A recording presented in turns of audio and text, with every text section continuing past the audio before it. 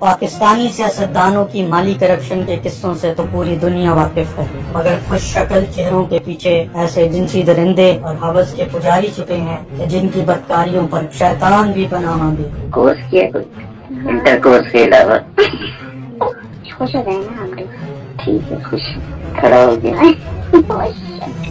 یہ موصوف سابق گورنر سندھ محمد زبیر ہیں، جس نے ننگے کرتوت خاموش فلموں کے اداکاروں کو بھی پیچھے چھوڑ دیں، کبھی میڈیا میں ملازمت دینے کا جھانسا دے کر تو کبھی ڈرا دھمکا کر متعدد معصوم اور لاچار لڑکیوں کو اوپر نیچے ہر طرف سے دبوچنے میں بھرپور مہارت کا مظاہرہ کرتے ہوئے ان ننگی ویڈیوز میں دیکھا جا سکتا ہے۔ دیکھیے دیکھیے ان کے اندر کا جانور کیسے اچھل اچھل کر باہر آ رہا ہے۔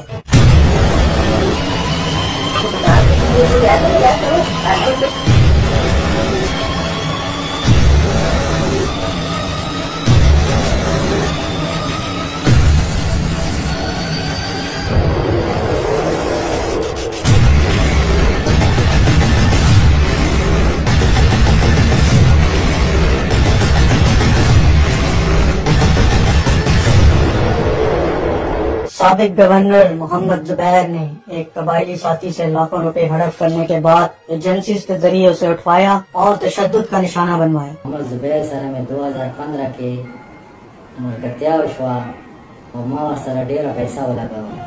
ملګرتیا زموږ هله روانه شوه چې کله ما خپل د پیسو تقاضا وکړه. په 2020 کې مارګله روډ اسلام آباد ته یې زه راوبللم چې ما سره ملاقات وکړي.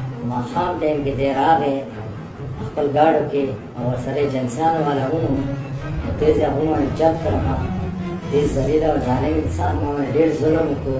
ځان ته هو ډېر راوالم بیا یې زه بلوچستان بارډر ته ورسېدم۔ سابق گورنر سندھ اور مسلم لیگ نون میں نواز شریف کا ترجمان ٹی وی چینلز پر تو اپنی پارسائی کا دعویٰ کرتا رہا ہے، مگر کراچی کے ہماری ہوٹل، گورنر ہاؤس اور اسلام آباد کے فارم ہاؤسز میں جو بھی مجبور لڑکی ان صاحب سے ٹکرائی اس کی شلوار اتارتے اس نے ذرا بھی دیر نہ لگائی۔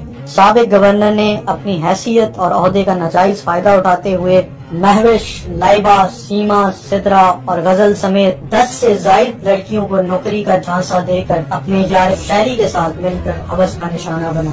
اگر کسی لڑکی نے اس جنسی بھیڑیے کے ساتھ سونے سے انکار کیا تو اسے جان سے مارنے کی دھمکیاں دینے پر ذرا بھی شرم و حیا نہ کی۔ ذرا گفتگو ملاحظہ کریں۔